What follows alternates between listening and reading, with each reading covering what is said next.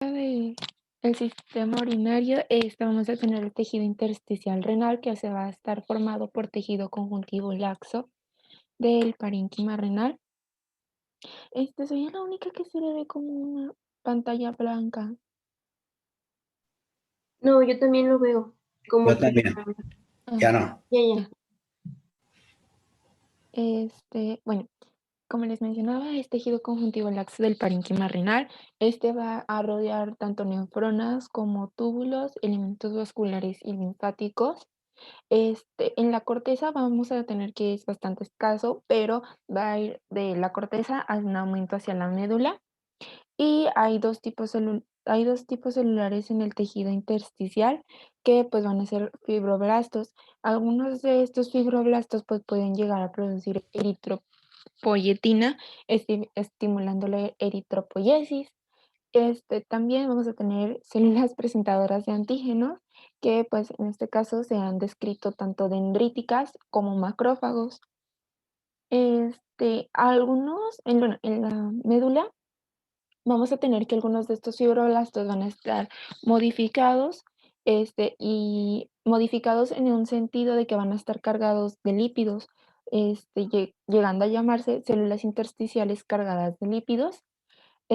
También, pues, van a también de lo mismo que tienen los lípidos, pues van a llegar a producirlos que disminuyendo la tensión arterial, en especial prostaglandina. Este, algo también a mencionar, bueno, le das a la siguiente, por favor. Algo a mencionar es que algunos fibroblastos de la corteza y de la médula van a sintetizar, componentes extracelulares como fibras colágenas y proteoglucanos. Bueno, ahora les voy a hablar de la irrigación sanguínea, que es bastante, bueno, se ve muy potente, muy extensa, pero de poco a poco se puede ir comprendiendo. Vamos a tener que de cada riñón, pues bueno, cada riñón va a recibir de la aorta abdominal una arteria renal. Esta arteria renal se va a dividir en 5 arterias segmentarias, pero estas llegan a ser terminales. Esto es importante, ya que si una de estas arterias queda ocluida, este segmento del riñón pues va a sufrir una necrosis. Ahora, de estas arterias segmentarias, vamos a tener que en el seno renal van a pasar a formar arterias interlobulares. Primero, Sí. ¿cómo te llamas, perdón? Adamari, Ay, primero, una vez que están las 5 arterias, ¿por dónde suben? mm,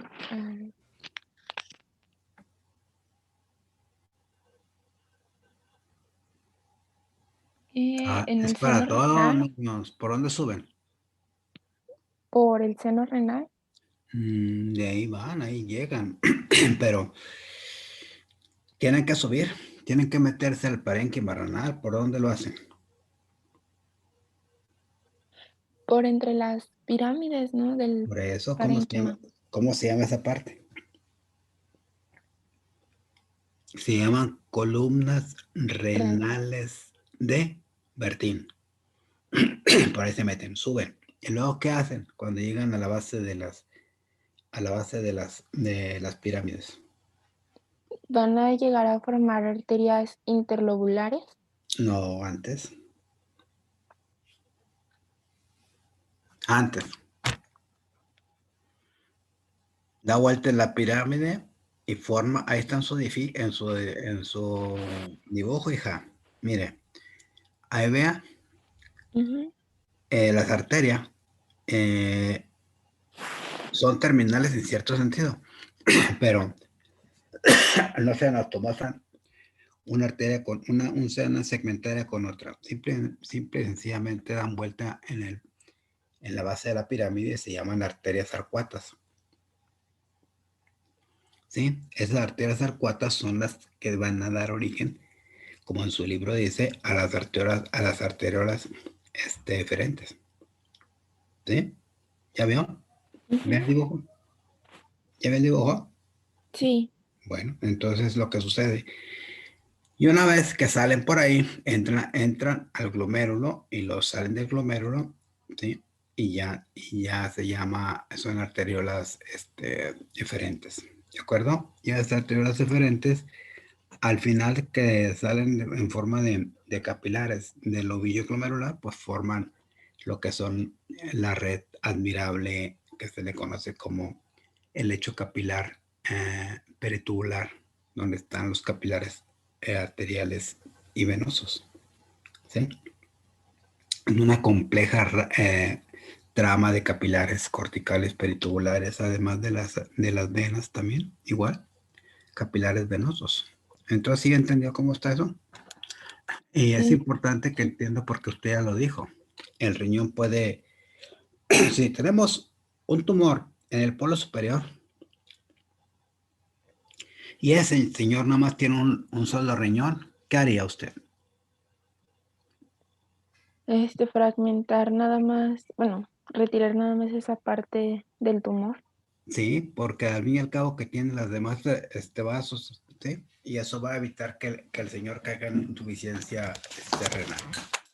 Muy bien, sígale. Bueno, entonces les voy a hablar acerca de la irrigación ya del flujo venoso del riñón, que está al contrario de lo que... ¿Le das a la siguiente, por favor? Al contrario del flujo arterial, es inversa. Ya ven lo que nos comentó el doctor de los capilares, bueno, ahora en la corteza, los capilares se van a vaciar en las venas interlobulares. Estas interlobulares van a llegar hasta las arcuatas que van a presentar una cierta anastomosis y se van a drenar en venas interlobulares y así van a llegar bueno, se van a unir formando la vena renal y ya esta vena renal pues va a llegar a desembocar a la vena cava inferior. Este, ¿Le das a la siguiente, por favor? Y ahora les voy a hablar acerca de los vasos linfáticos y la inervación que tiene pues el riñón. Los vasos linfáticos van a acompañar al sistema arterial, van a llegar, bueno, comienzan como unos capilares linfáticos en el tejido conectivo. Estos capilares van a rodear las arterias interlobulares.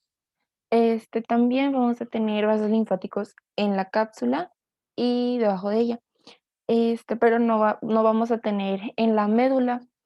Y según otra fuente que consulté, es que de forma experimental, ya que en ciertos cortes histológicos de rutina no se alcanza a apreciar, se describen 2 redes de vasos linfáticos. Este, Como ya lo mencioné, uno va a estar en las regiones exteriores de la corteza y estos vasos linfáticos de la corteza pues van a drenar en vasos linfáticos más grandes de la cápsula. El otro que vamos a encontrar en cierta forma experimental, es en el parénquima renal, que va a desembocar en vasos linfáticos grandes del seno renal. Y ya la inervación, pues la vamos a tener que las fibras nerviosas renales, pues van a provenir del plexo celíaco y van a ser adrenérgicas, o sea, de que van a secretar noradrenalina en sus terminales nerviosas. El nervio vago va a contribuir en cierta forma con fibras colinérgicas y estas fibras nerviosas pues nos van a llegar a acompañar a los vasos arteriales, excepto en el aparato yuxtaglomerular, en glomérulos y túbulos. ¿Le das a la siguiente cosa, por favor? Y bueno, ya para terminar lo que son el aparato urinario, vamos a hablar de las vías urinarias. Bueno, primero debemos recordar que la orina va a pasar de los cálices menores hacia los cálices mayores y después por los uréteres va a pasar a lo que es la vejiga, en donde después se va a eliminar por la uretra. Estas estructuras son las que forman el sistema excretor extrarrenal. ¿Le das a la siguiente, por favor? En cuanto a las características histológicas, bueno, van a ser similares en todo lo que son las vías urinarias, menos en la uretra. La pared de las vías se va a componer en 3 capas, que es la mucosa, la muscular y la adventicia. La mucosa es, como ya lo hemos estado viendo, es donde se va a encontrar lo que es el epitelio. Esta va a estar revestida por epitelio de transición, o también conocido como urotelio, y este aspecto, el aspecto de este epitelio va a modificarse según cómo esté el órgano. En estado contraído se va a componer de células que son redondeadas y convexas, y pues por su forma se les va a llamar células en paraguas. En cambio, con la dilatación del órgano, el epitelio se va a tornar pues aplanado y se va a observar que las células que están en paraguas van a formar una forma cúbica o plana. Después la lámina, la lámina propia va a estar entre la mucosa y la muscular, y va a estar compuesta por un tejido conectivo colágeno denso. Después, la capa muscular pues va a estar compuesta por una capa longitudinal interna y una capa circular externa, y ambas van a ser de células musculares lisas. Y finalmente lo que es la capa adventicia pues es la capa más externa y va a estar compuesta en su totalidad por tejido conectivo. ¿Le das a la siguiente, por favor? Bueno, como ya les dije, pues las características de las vías urinarias van a ser iguales, menos en la uretra. Y pues van a variar las características, depende del hombre y de la mujer. Por ejemplo, en la uretra femenina se va a tener un epitelio muy variable en el que va a predominar el epitelio estratificado plano. Pero cerca de donde se conecta con lo que es la vejiga, se va a observar aún lo que es epitelio de transición. A menudo en lo que es en la zona epitelial se van a encontrar glándulas como son las glándulas del Litre, que estas se van a encargar de secretar moco. Y la mucosa de la uretra femenina está rodeada por una capa de tejido muscular liso que se le puede llamar que es el músculo esfínter externo de la uretra. Y lo que va a caracterizar a lo que es la uretra femenina es de que no va a tener adventicia. Le das a la siguiente. Y bueno, ahora la uretra masculina, desde el punto de vista anatómico, esta va a estar dividida en 3 partes, lo que es la uretra prostática, la uretra membranosa y la uretra esponjosa. La uretra prostática es la que va a recorrer lo que es la próstata, como su nombre lo dice. La membranosa es la que va a atravesar el diagrama urogenital, y la uretra esponjosa es la que va a recorrer el cuerpo esponjoso y el glande del pene. ¿La hace la que sigue? Por favor.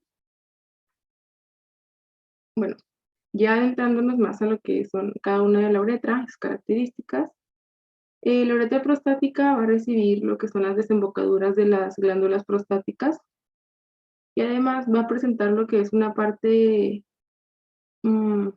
como elevada en la parte posterior de lo que es el colículo seminal, que en este colículo va a desembocar un pequeño divertículo que le vamos a llamar utrículo prostático.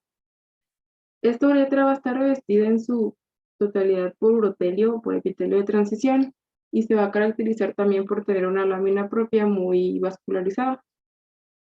Y su mucosa también está rodeada por una capa de músculo liso, que es la continuación de la capa muscular longitudinal de la vejiga. ¿Me hacen la siguiente? Y la uretra membranosa tiene como revestimiento epitelial lo que es el epitelio estratificado cilíndrico, y en esta parte de la uretra masculina el músculo liso va a estar cubierto por fibras musculares que forman el músculo esfínter externo de la uretra.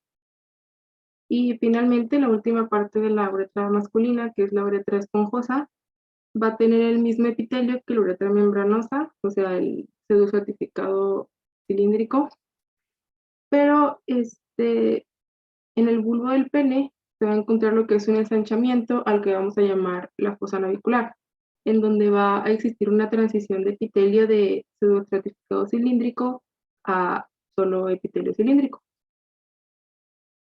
Y la mucosa de esta parte está pues en contacto con lo que es el cuerpo esponjoso de la uretra. Y pues también cabe mencionar que en toda la uretra masculina se van a encontrar lo que son las glándulas de Litre también. Y ya sería todo de nuestra parte, doctor.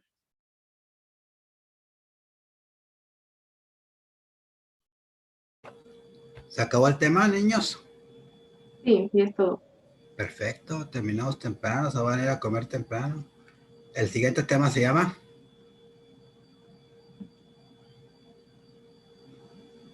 El sistema endocrino. sistema endocrino. Muy bien. Entonces nos vemos en el siguiente tema. Que estén bien, pórtense bien. Adiós. Gracias, Doc, Gracias, igualmente. igual, Hasta doctor. luego. Feliz Hasta luego. Bye.